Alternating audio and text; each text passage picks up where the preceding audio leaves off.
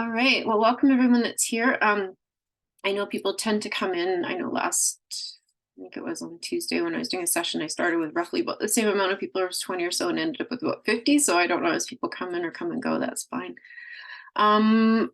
This is how to overlay Indigenous ways of knowing across the curriculum for junior and senior high. It is very similar to the elementary presentation because I follow kind of the same principles, but I do have resources in here that are more specific to junior and senior high. I did mention before I started recording that this presentation is actually roughly an hour and a half to 2 hours if I do it face to face, but I don't like to leave out the resources. So what'll happen is because you'll get a copy emailed to you, you'll be able to go through some of the, especially the videos. I won't have time to go through all of those, and I don't like to make it video intensive anyway, but I do try to pick up ones that are the most powerful and poignant in regard to the subject matter. And so you'll see that as I go through.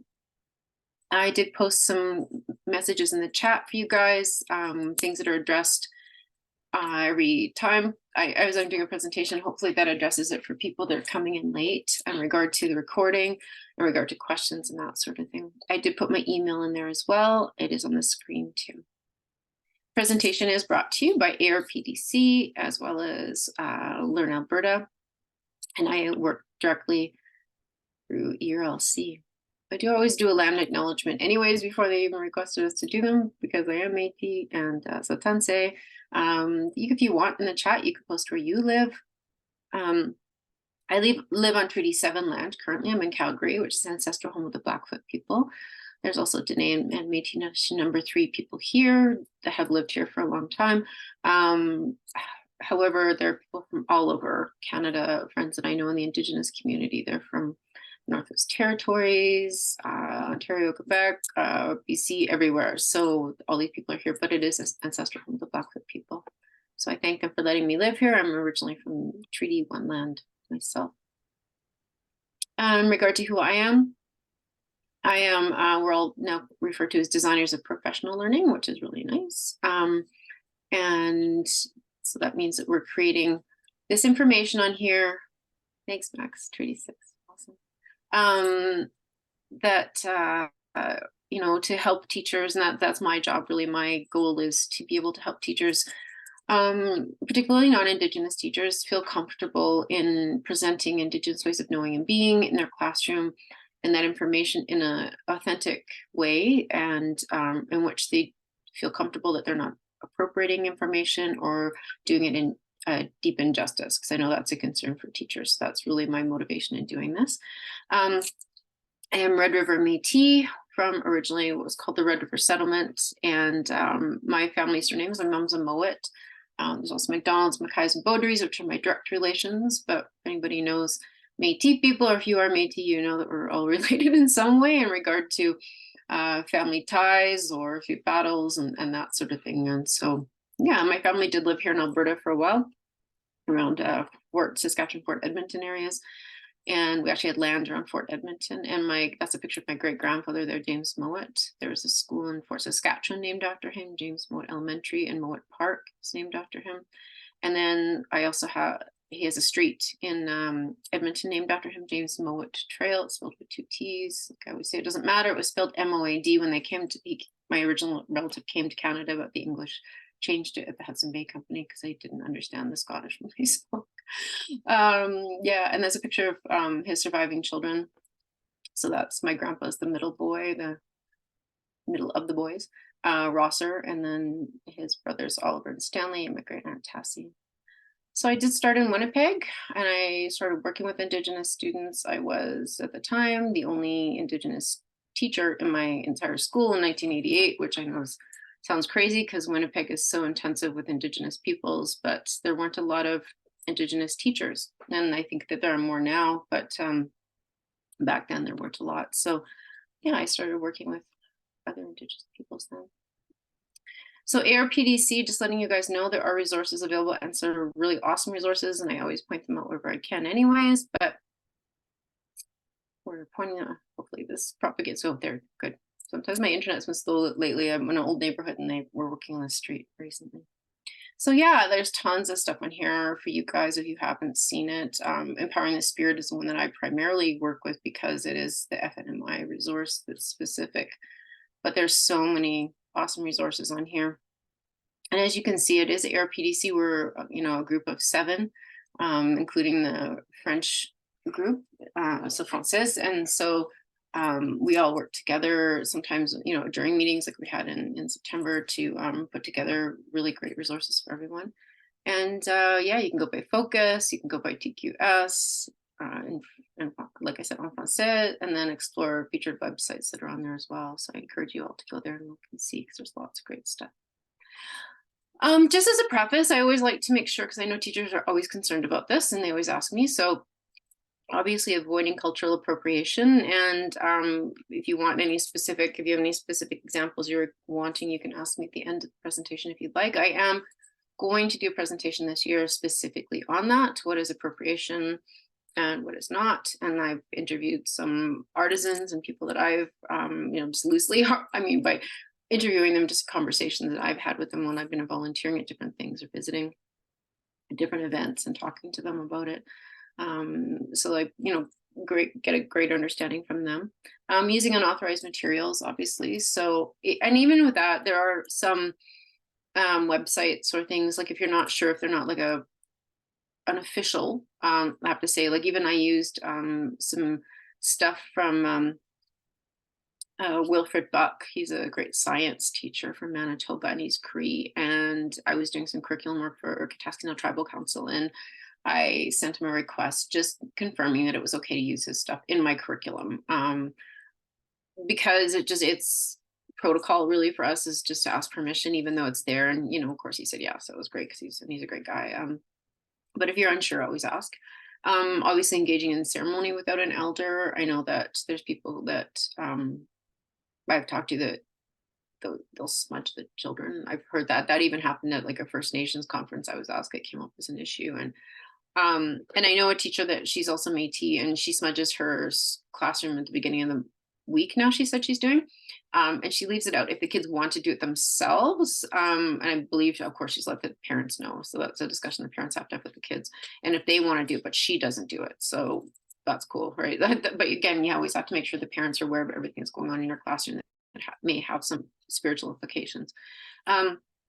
Disrespecting Indigenous stories, we're referring to them as, sorry, that's my dog, my legends or myths.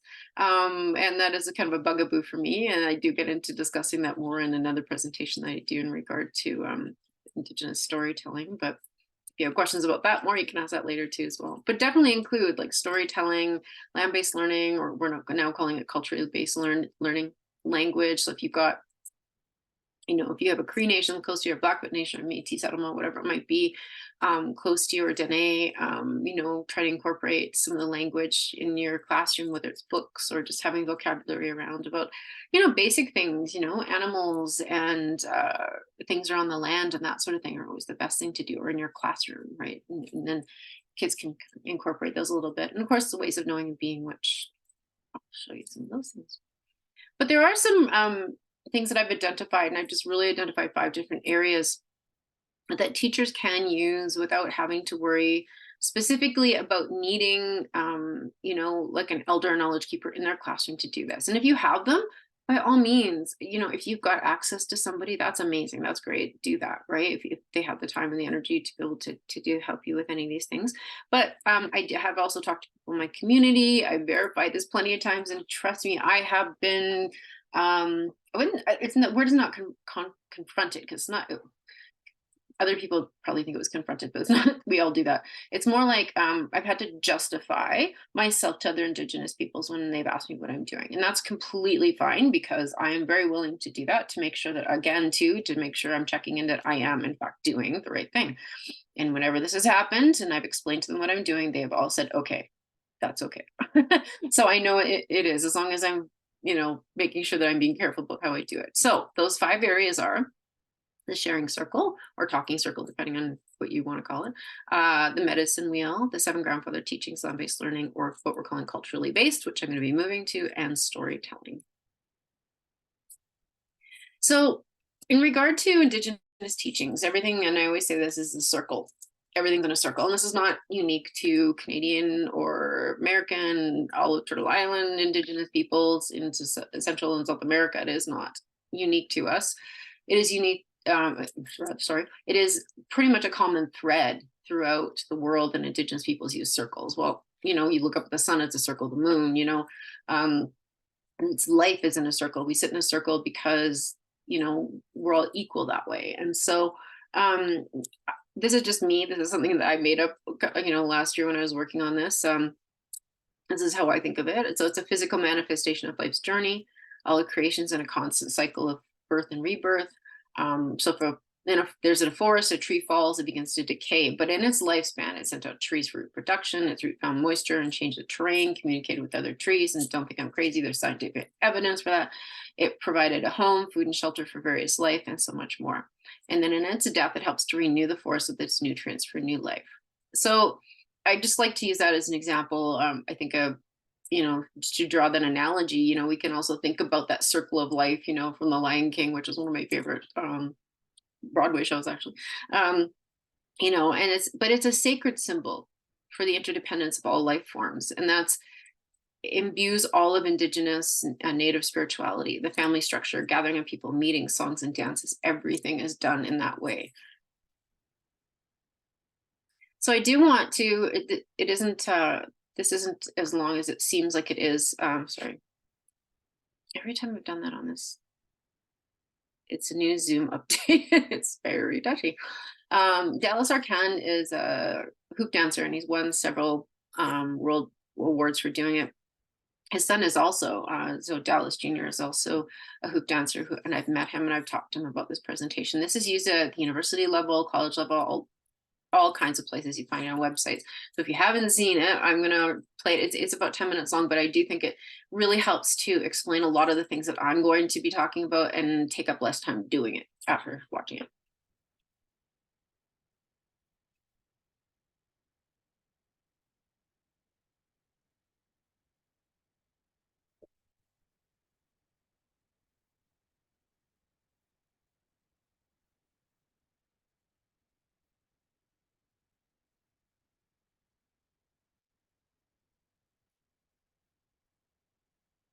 Hello, Intanse, ladies and gentlemen. Okay. First and foremost, I would like to acknowledge the Blackfoot people. The Blackfoot Confederacy, Calgary, is known as the Treaty 7 territory.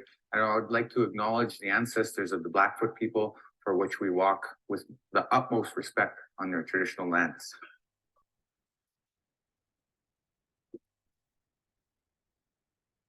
I'm here today to share with you on how to live your life in a circle. Simply by just living in a circle.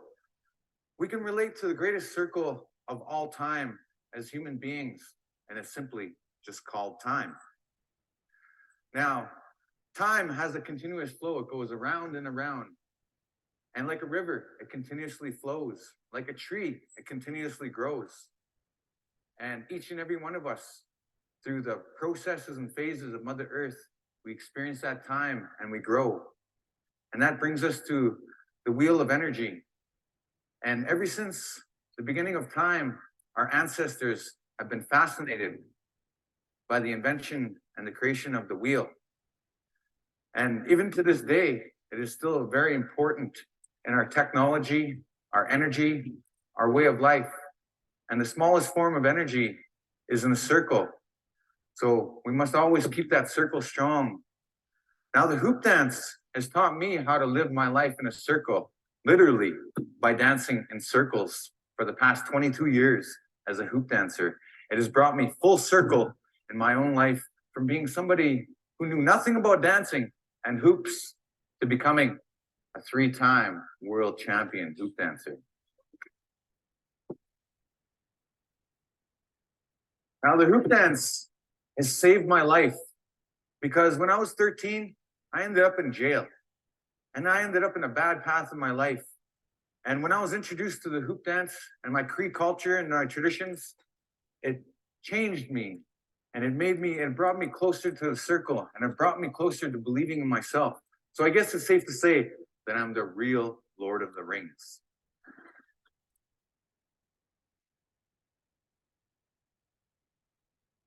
Now, I'd like to share with you these sacred circle teachings that we have with the hoop dance. It teaches us that the circle has no beginning and no end. And ever since the beginning of time, our ancestors have practiced these ways. It has never been written, but it has always been told through our oral traditions that the hoop dance is one of the oldest dances of North America. And in this dance, we honor the sacred circle in many different ways in our ceremonies. And the original hoop dance ceremony, it was a dance performed not for an audience, not for how it is today, but it was done as a ceremony in prayer to help restore balance and harmony in the world. So in the hoop dance, we always honor those four sacred directions of Mother Earth. We honor the four types of life on the Mother Earth. And originally, that ceremony, it's still very much part of the performance that you're about to see today. And what I've come to know in my lifetime as a hoop dancer is what goes around, comes around, always, in a circle. Some call that the boomerang effect. What comes around, what you put out into the universe always comes back to you. So if you want to put out positive energy into the universe, it'll always come back to you in that way, in that positive light. So that's what I've come to know as a hoop dancer as well. It's taught me about balance. What we do on the left side, we have to do on the right side of our body. And we have to create that momentum and flow. And that's another thing that hoop dance has taught us, is that we must go with the flow of nature, because once we go against the flow, then we disrupt that energy and it stops and there's no more flow. So that's what hoop dancing has taught me over the years. We must have that flow to keep going. Now, in your personal life, in your professional life, we have to have that balance too. Some of us work too much. Some of us are workaholics and we don't have a personal life. Well, that can cause us to be stressed and unbalanced and unhealthy. And then some of us know people that don't work enough, that have too much free time and can't support themselves. So there's an unhealthy balance there too. So that's what the hoop dance teaches us, creating those healthy ripples, that healthy balance within the sacred circle and the hoop. It teaches us to create those healthy circles around us. But first, we must be healthy first. And then we create those healthy circles right around us. So we help people. We help people. In our culture, we call that, our elders train us from a young age, and that's called being a Waskapios. In the Cree language, that basically just means the helper.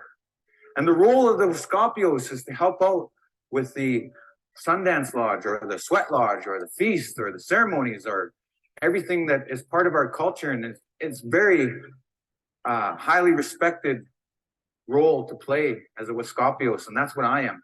I'm a Waskapios as well. So when I go back home, I help out. I help out with our ceremonies. I help out with our elders. And I'm always willing to help somebody who is willing to help themselves. And that is the role of the Waskapios.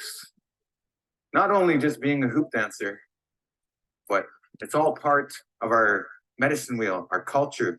And in the medicine wheel, we have the four sides, the four parts of the medicine wheel to represent for those four sacred directions of Mother Earth. And in the medicine wheel, what is it? It teaches us about the four parts of ourselves, which is the physical, the mental, and the emotional, and the spiritual. And that makes a whole person. And that brings us to the four parts of a person, which are the spirit, because when you're born, that initial spark of life that happens inside of your mother's womb, that's that spirit that comes in. And then eventually your body starts to form, and then you're born into the world, which brings us into the physical part, your body. And then after that, after you're born and you start to experience the world, you learn your language and you learn how to use your senses. Basically, that represents for your mental side of yourself. And then last but not least, the fourth part is the emotional, how we react to the world around us, how the world shapes us as an individual, and who we become to be based off of our emotions and what we know and who we are. Now, as a musician, I've come to know that music is a universal language of the world. Everybody can understand that. And everybody has their own key. But the key is to stay in tune, which teaches us about balance again. So I've come up with these 4 keys in my experience as a hoop dancer and with my culture, learning the Cree traditions and the culture. Is the first being awareness. We got to be aware of ourselves and our environment. The next being balance. We have to balance those elements of the medicine wheel to keep ourselves balanced. And then the next part being purpose. We all have to have a purpose in life. And then the last being respect. Respect all things. Respect yourself. Respect your neighbors. And that just keeps going around and around and around the circle. Any which way you want to take it, you can take that any which way you want to go. Now, for the hoop dance, it also connects us to the Olympic rings that you see the athletes and during the Olympics. And those rings are different colors. And those are the same colors that are the primary colors of the earth. And those colors, they represent for the colors of the world. So with those Olympic rings, we can connect them to unity because they're all connected.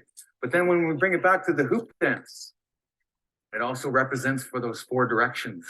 And we see those 4 directions throughout life in Mother Earth and everything that exists in Mother Earth.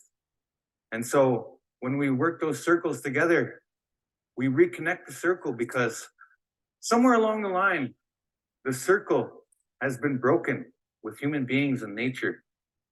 So we need to find how to reconnect that circle simply by just studying and living in a circle. So my advice to you, based on the things I shared here today, is you need to find somehow, some way to become one with nature, to reconnect in that circular world, because we don't just live in a linear world. It's evident in the universe. The earth is in a circle. The sun is in a circle. And all the beautiful creatures together, they're all part of that circle of life. So my advice to you is start following that. Start following that circle. It's there to guide you to live a healthy and balanced life. And soon you will realize your potential, your dreams, and you will start to live in a circle. Thank you. And I'm just going to stop it there. So it really, I think as I go through, you'll see how it makes it a little bit easier explaining this to everybody, like going right into sharing circles, right? So I think sharing circles are an amazing way of, there is a video and I really would love to have time to show it. I hope once you get it, you will watch. I'll show you on the next screen. I just don't have enough time today to show you that, but it really shows you the impact of using sharing circles with kids. And there's just so many ways to do it. But I think more than that, even is using it as a staff, I think would be really great for adults to be doing this in the community. Because I know there's so many schools that I've worked in where, people, we're all of different personalities. We're all coming from different walks of life, so many different places. And we're all in our own classrooms in a school and doing our own thing. And then we come together and, there's always the venting part because you need that. You need that camaraderie to vent about what's going on. But then there's also times when things are taken wrong. People don't agree with something you've done or said, or, it just happens when you're working with people, but especially in schools where it's a busy place and you just happen to mention something. And then there's, people harbor resentments or frustrations, whatever it might be. And I think that, sharing circles would be a great way for adults as well in any situation, but particularly schools to be able to do that. And then to be able to take that process to their students. That's another reason why I think it's a good idea to do that, is that you practice it, then you take it to your students, and then you can work through some of that stuff with them. Just a little bit of history with this. These really started back in the late 60s into the early 70s with the hippie movement in the San Francisco Bay Area, and right around Berkeley University. And they saw that the education department there, a lot of obviously hippie type people that were going to school there and brought that attitude there, and they loved most things to do with Indigenous cultures. If you've seen pictures of Woodstock, there was great appropriation that went on there, but back in the day nobody knew that or understood what they were doing, and I don't think they were doing it a mockery. So they were doing it because it was something they embraced. They thought this was really cool. But like I said, everybody's always met in circles, and there's no name for it. Nobody ever said we're doing a sharing circle or a talking circle. It's just we meet in a circle. This is what we do. And so particularly, if you're having great groups of people together and you're having leaders of different groups coming together, different cultures, within the Indigenous community, and they needed to talk about something, about peace things or trading or whatever it might be. They would meet in these circles because no one is above you, no one is, in front of you, and everyone is beside you. And I'm not saying there weren't disagreements and things that, people might leave the circle and break it because of frustrations. That certainly we're all human, right? But there was a conscious knowing that this is sacred and you had to treat it with respect. And, whether it's, in a sweat lodge, we're in a circle, for peace pipe ceremonies, we're in a circle, round dances, obviously a circle. Any of these things you'll notice, like if you've gone to any powwows, yeah, the arenas might be a little bit oblong, unfortunately, but if you go into those, but if you've gone out to Siksika, we're outside and it's in a circle. So it's just there and it permeates everything, right? So it's that idea, and this is, like I said, this is that video. I'm not going to show it to you, but I think it's a good one to watch if you get the chance, about restorative practices, particularly at this age group, so junior to senior high. I have primarily taught junior high in my lifetime, and teaching kids, and worked in special education in that age group and in high school as well. And so I see a lot of great validity to doing that. Again, I'm not going to show you everything that's here, but I did put some links in here as well for you. There's some protocols, and as well on the ARPDC website, there are protocols under Empowering the Spirit and posters that you can print off for every age group. So they have them for junior and senior high as well. This particularly one, and I do use it as well for elementary, but it's a 10-day kind of step program in order to institute using sharing circles, whether it's a whole school or if it's doing it individually in your classrooms. But I just like it because obviously you don't have to follow it step by step or whatever, but I think it's just really great. It gives you some great ideas about how to, bring this into practice and, kind of give the kids some direction if it's something you want to do on a regular basis, if it's something you want to do to open your classroom day. Doesn't have to be as detailed or whatever, but again, introducing to classroom norms, and I'm going to show you something with medicine wheels as well that does that. But just setting the tone of your classroom. And I know school's already started, but there's still time to do that sort of thing. But anyways, you guys can read and you can go through all that once you get the slides. And I did include some pedagogy there as well for you guys. Now, in regard to community building as well, so it's problem solving and applied learning circles. So like I said, there's so many different ways to use it. It doesn't have to be just, where you share emotions and that sort of thing, but it can be a great way to start your day. I know junior high, senior high can be a little bit different, but if you have homeroom, it might be something that you do once a week, perhaps, to start the day. Because I know that I remember when I was in school, there was one of the schools, there was one day that was a bit longer anyways, that we had time in homeroom. So that could be something that was done. Behavior management for sure. If there's an issue, kids can even call one themselves if there's a problem to solve instead of getting into a fight with someone. Again, that restorative justice piece, and I did include that video for you to watch. Counseling or healing circle, and I'm not saying teachers should do that, but resource teacher or your psych a person could come in and do that if there was an issue. If you're teaching a lesson includes the students' opinions, you want everybody to listen. I think it's particularly beneficial for those kids that are on the shy side and don't feel that their voice is heard or rarely open up or vocal because they are afraid to share. And in a sharing circle, everybody's voice is heard. And there is no taking that information outside the circle in terms of, if you caught somebody bullying or teasing or whatever it might be about what they've said, then you could call them on that because that would be disrespectful. Problem solving and brainstorming, democratic decisions, and all that stuff. And then there's just the general sharing circles. And I know that, like I said, if you want to institute it as a school thing, or like I said, I included a link there. You'll see the Empowering the Spirit, the Talking Circle protocol posters. So that way you can have those as a visual in your classroom as well, to remind the kids. And I did include some lesson plans there as well for you. Inquiry-based learning too, I think it's a great tool for inquiry-based learning because like I put a note there, right? In First Nations, Métis, Inuit tradition, an elder knowledge keeper, or even just like, I know for me, it was my grandpa. You get asked open-ended questions, but you don't get a conclusive answer. You have to come up with your own answer, right? And that's what we want kids to do. We want to lead them into the ability to be able to make their own decisions and to guide their lives properly, whether it's, as we get into those older grades, they're dealing with issues in some of their classes or most of their classes that are ethical issues and moral issues. And those are not things as a teacher that we can provide for kids entirely, because we all have our own answer to that. We shouldn't be providing that anyway.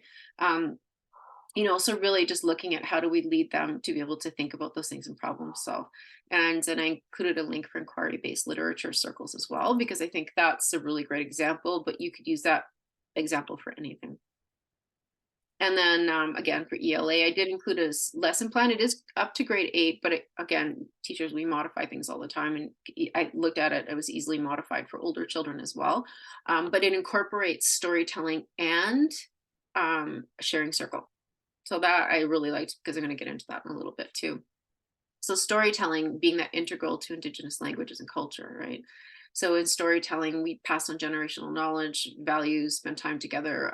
History for thousands of years was shared this way. I thought I'd just show you this. I thought was a really good one, because it is much older kids. And I just wanted to show how this is a really cool way that you could, in fact, use sharing circles, because this is in, and I love dystopian literature. So, um, just doing those sharing circles, using those ideas like books like The Minority Report or 1984, The Matrix, The Handmaid's Tale, things that are out there, the kids would have more knowledge of, particularly, and just giving them guidelines, how to group students. And then they've even got a choice board for it, which is amazing, right? And then balance whole class expectations and leverage one pagers, so you can get them to create one pagers as well, and how to end presentations. Yeah, so I just thought this was a really good example of showing you just how you could use sharing circles. It could be used in any, setting, science, social studies, any of those areas. So we'll look at the medicine wheel. And again, like I think Dallas Arquette does an amazing job of explaining a lot of that for you. The medicine wheel that I share with you guys and in this information is a generic one. And I want to make sure everybody understands that. So there is a medicine wheel that each culture, and it's mainly been Cree, like across the prairies, everybody has some form of it, but the one that I know best is the Cree one.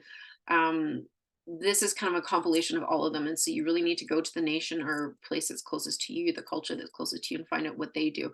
If they're willing to share any of that knowledge with you is another thing. If they're not, that's fine too. Just use the generic stuff I'm giving you. But what is common are these 5 things. It's all aspects of life that connect. There's unending balance in life, right? Sharing and organizing of knowledge, you can use that in the medicine wheel. There's a sacred number 4 for Indigenous peoples. There's so many things that are 4 that are important. And then many parts make a whole. And you can see that lends itself as well to math. And again, I don't have time to go through all of these videos, but I did include them because this is a great on Tribal Trade's website, and it is a retail site, but she also has amazing videos on there that are really great. And this one in particular, I think would be great for older children. In the elementary one, I include an elementary link for doing that in a video.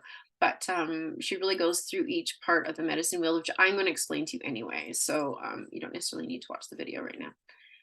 I do have individual sessions on each one of these areas that I do throughout the year as well, which I'll start next month, where I go into this information in greater detail and explain it in greater detail if you're interested.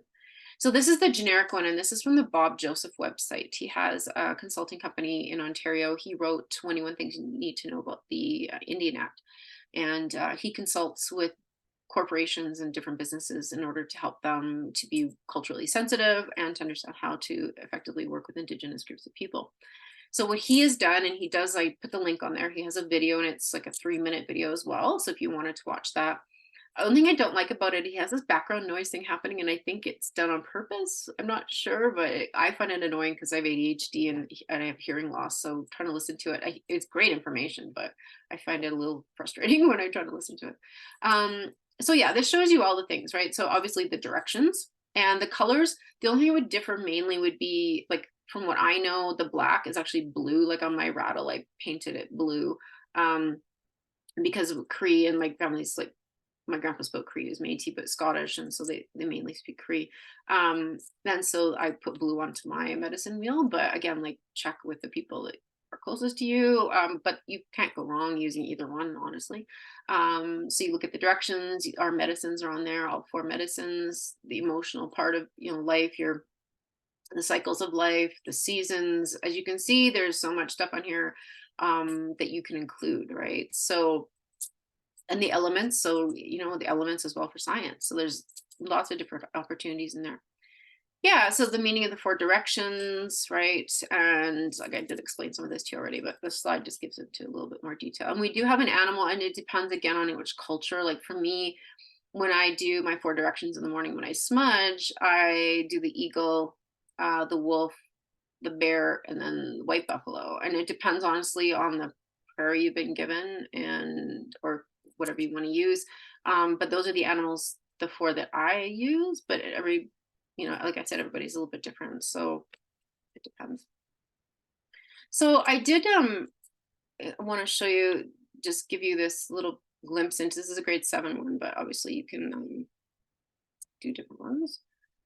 This medicine wheel teachings, right? So it's really, I think it's a really great way as well to do that idea of nonlinear thinking as well, right? Everything is connected. And I think a lot of the time as we get into junior high and senior high, we lose that interconnectedness of subjects. Elementary, they're quite obviously linked unless the kids are doing a grammar or spelling lesson, that sort of thing. Everything works together, or math per se, I guess. But for Indigenous peoples, none of those are separated. All those things are together, right? So kind of looking at that. And this just gives it a little bit of a lesson that you could look at if you want to do specifically on the medicine wheel to introduce this subject. That's the only reason I included this. But I do have other links in here. Like I said, there's one for pedagogy for teachers you can look at. General ideas as well for using the medicine wheel. And I do a separate session on wellness and, but looking at, classroom management, like I said, I do have one for elementary that I think can be used for older kids as well. And here a link that a Winnipeg teacher did. She's a Métis teacher and she did that. But science, obviously, interconnectedness of everything. We'll look at the 7 grandfather teachings. Now, these are often referred to at, like in the video, you'll see the 7 sacred teachings. Now, I don't use that term when using it with non-Indigenous peoples because mainly the kind of the spiritual aspect to it, right? And so there's nothing wrong with using the other way of saying it, the 7 grandfather teachings, because the story is in fact that. Again, the video I'm not gonna go through and show you guys right now, but skip that. But I will show you this. Oh, sorry. I'm gonna fix that because apparently I can't show you that one, but it is on there somewhere. It's just disappeared. But I do have, I'm gonna show you, I can give you this one. I'll fix that before I send it out to you guys. So I'll just give you the story. So the story is, it's an Anishinaabe story. And basically think of it like Moses going up to the mountain. I used to always watch the movie with, oh my gosh, my brain is not, sorry to migraine, my brain is fritzing out on me. But the one that's always shown at Easter. And, human beings are not behaving the way they should. Moses goes up to the mountains. He's given the 10 Commandments and he comes back down.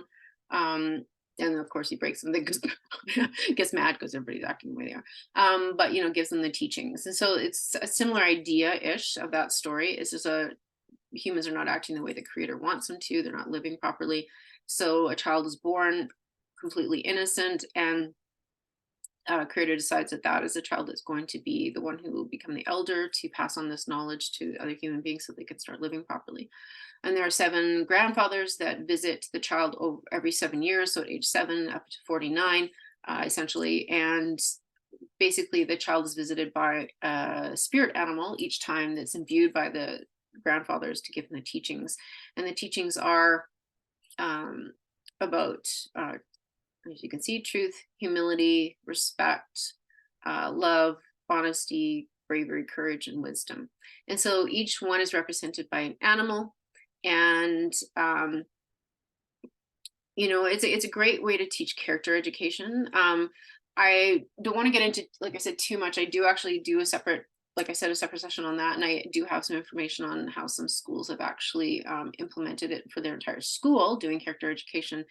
And it is quite interesting to do that, but that's something you can look at as well. And storytelling, I did talk to that, or address that a little bit. I hate to rush, but I'm trying to get a lot of information in here for you guys. So storytelling is integral to Indigenous culture. Like I said, everything's passed on through these stories. There was no written language. The pictographs, right? There was, some symbols, that sort of thing that were used, but in general, everything was passed down through repeated stories that were told, 50 to 100 times, during those times in the winter, particularly when people were able to, or couldn't go out much, it was too cold and that sort of thing, and sit around a fire and be taught over and over again. And it was expected that you would learn these lessons, and you would have these passed down and they'd be passed down for thousands of years. And then again, that idea, that open-endedness as well in our stories. So story structure for Indigenous storytelling is very different in across the prairies, particularly, I know, than like Cree storytelling. Métis storytelling is a little bit similar, obviously, to Western, because we are more Western, but those that are more Cree, the stories follow kind of this format. And it's the idea, like, if you've probably seen this meme, but the Cherokee grandfather's talking to his grandson, and he says there's a battle between two wolves inside of us all. One is evil, it's anger, jealousy, greed, resentment, inferiority, lies, and ego. The other is good, it's joy, peace, love, hope, humility, kindness, empathy, and truth. And so he asks which one wins, and of course he says the one you feed. Now, the language in there is not representative of Indigenous language. I hate to say that, because there is no such thing as evil in that sense, or good in that sense, because there is only choices and there is behavior which is beneficial for everyone. So the language, I know in Cree there isn't really a word that says evil or devil. Like, people have asked me that before, what's the word for, and I don't know every Cree word yet, but and I've said to them, well, I don't think there is a word, because that's not a concept, right? That's not a thing that we have, but it's what you should do that's most beneficial for yourself and everyone else. So in that idea, right, to think, and again, that's open-ended as well, even in the language, right? um so I have explained that to you, but a lot of it taught history, cultural etiquette, spiritual beliefs, all of those things, mainly through elders and knowledge keepers, but matriarchs, right? Like, the women would sit together, and they had different stories. It would pass down for childcare, and about moon time, and that sort of thing for women. So they understood that the men weren't involved with, just like the men had stories they told each other that the women weren't involved with, or the children, and or there were important family members that had particular knowledge that they kept.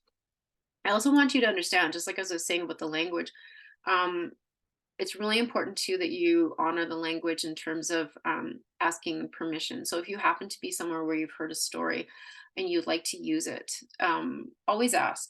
And always remember too that, like I said, with the translation, even in that little meme, um, there's something lost in the translation into English that is not, you're not able to get, unfortunately. That's just the way it is. And if you speak another language, how that works too, right?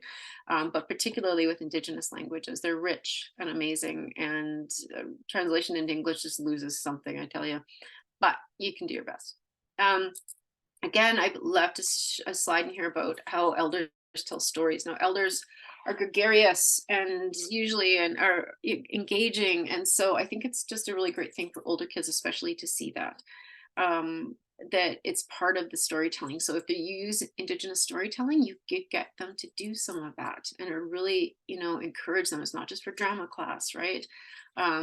This is the way Indigenous stories are told. Like I said, I think it's really great for oral expression, understanding story structure, learning about different cultural stories. You can bring in other cultures as well. It doesn't have to be just focused on Indigenous stories. There's so many cultures in Canada. Those just happen to be our original cultures. And I think it increases active listening skills, because the sharing circle idea is that you have to be actively listening, and you're not allowed to interrupt other people. Same thing goes for stories. And I did include some resources there for you guys as well. Now, land-based learning, and again, I don't have time to get into this video, and it's actually just give you a background. It's a Dene cultural program through UBC, and it's in Yellowknife.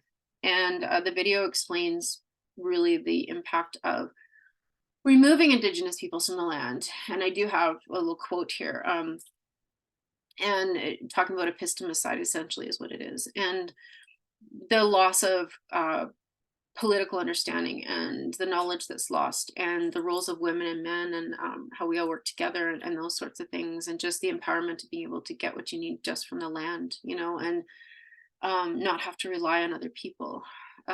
So I think if you have time to watch, so it's only, I think, the first 6 or 7 minutes I'd watch anyways, unless you're really interested in doing that. But he really gets into some the political issues involved in it. And I do get into that more when I do a separate presentation on land-based learning.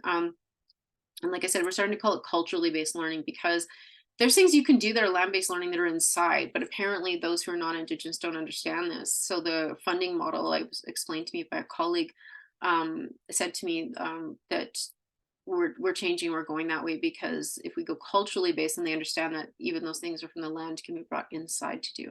When it's 40 below, I'm not going to be taking those kids outside to teach them something on the land. It makes no sense. We wouldn't have done that. We're living in teepees. We wouldn't have done that. We would have been doing these things inside, but inside we could have looked at the teepee and it was made out of things from the land. The things we were sitting on were furs from the land. The things that were in the middle of the keeping the fire were from the land.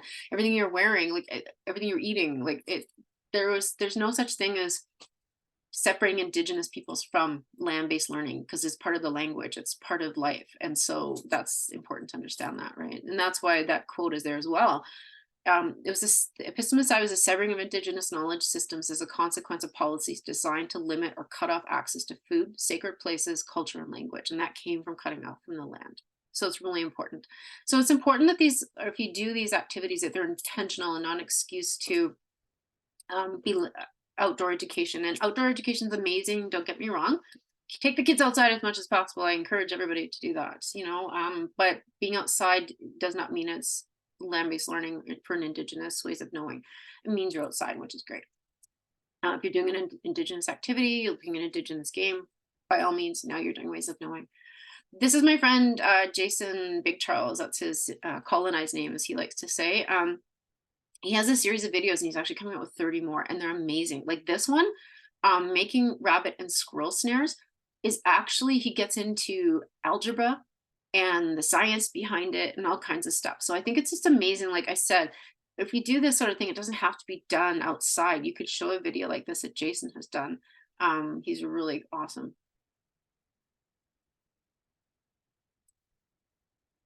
Oh, okay. Oh, sorry. Somebody's just put about the video about the meme. Oh, darkness. Okay. Oh, interesting. Yeah. But okay, that's cool. That's cool. Yeah, I like that. Thank you. I'll read that later. But yeah, Jason has a 5 videos that are out right now, and one of them is protocols for medicine walks. So I encourage you to watch that too, because he and I were talking about that, and I said to him, this is like last week, we're at meetings for ARPDC, and I said to him, I've had teachers tell me that they're not allowed to do Indigenous activities without an elder or knowledge keeper. And he just, same thing as me, he just shook his head. He's like, oh my gosh, like, no, like there's so much we can do. And he's doing all these videos to show people how they can incorporate this into what they're doing, which is amazing, amazing, right? So I encourage you, if you get time, I put this video here and you can find his others on YouTube. And like I said, I don't have time to go through everything, but if you're really adventurous, to do land-based learning or culturally based learning, those medicine walks, if you've got somebody that can help you or you want to learn about it, and you can watch his video. There's lots of stuff online. There's, to take the kids fishing if you're able. The older kids, it gets easier to do these things. Tracking, I did that with my kids. I homeschooled them, and we used to go to Kananaskis country and go tracking animals and see what tracks did we find, what they were doing. Harvesting, like I said, those medicines, you can harvest medicines, if you know somebody who does in fact tan hides, that sort of thing. I know there's more people in the communities that are doing that. I have friends that do that. Open fire cooking, canoeing, shelter building you can do too without having somebody. And I think Jason said he was doing a video on that too as well, so that's gonna be awesome. If you have an elder or knowledge keeper that can come, the elders and knowledge keepers have different sets of knowledge, just like teachers do. And so you have to find the one that knows that information that you're looking for as well. So you can't just go to any elder. They'll say to you, if they don't know that, they'll be like, I don't, that's not my thing, I don't do that, but I know this person who does this. A lot of them are really well rounded if they've grown up, particularly their community, specifically is from from being a child, then they will know a lot of this stuff anyways, just basic information. But they may know somebody. But you can do storytelling on the land, you can do sharing circles, you can do drumming and dancing outside, because this is where all these things were done anyway. So you can do all that, right? But I think the important thing to understand is that all students benefit from Indigenous ways of knowing. It's not just your Indigenous students. I think it's really important to honor them and their families, and to have things in your schools that show them that they are in fact part of your community, and that you honor the fact that they're the original people that have been here. But in non-Indigenous students benefit greatly from this, right? There's experiential learning. We don't have a concept of failure either. There's no concept of failure as Indigenous peoples. There's only like it's like I would joke it's kind of like Yoda, right? There is no how would I put it? There is no try, there's only do, right? Like you just keep doing it until you get it right. And every time you do it the wrong way, you're just shown again, no, this is how you do it. And until you get it. And then it's like a big smile from the person who's teaching you, like, yeah, you got it, right? And even at that, like I was told by our elders at Cree language class, like, it was like, don't be afraid. That's a Western thing. To be afraid to try is a Western thing. Just try. There's no failure. At least you did it. You'll just get better the more you do it. And so I think that's important for all kids to learn because there's so much pressure and perfectionism and that idea that you're going to fail if you try and you don't do it right the first time. But obviously, like character education, it's throughout everything we do. The connections to other people. We're all about connections. We're all about friends. You'll notice Indigenous people like hug each other all the time, right? As you're coming and you're going. There's a need for connectedness to everyone. It's important, right? We don't thrive as anybody if we're not connected to each other as friends and family, etc. Including those land-based learning activities for environmental stewardship, kids can appreciate and understand the land and the animals if they actually have a real understanding of it and they're on the land, right? Restorative justice methods, instead of that punitive way that we treat people mostly in Western culture, trying to bring people to understand the consequences of their actions and restore their relationship with those other people, go to them and make it better, how those other people accept that regardless of what that person's done and how heinous it might have been, that I am sorry and I'm going to try to fix it. I'm going to do my best. Even if it takes the rest of my life, I'm going to do it to try and fix it. That holistic approach to wellness, right? Like looking at the whole person, the whole child. And then understanding the interconnectedness of school subjects is really important, I think, especially as they get older. And I did include a lot of extra things in here for you guys, but I am going to stop recording.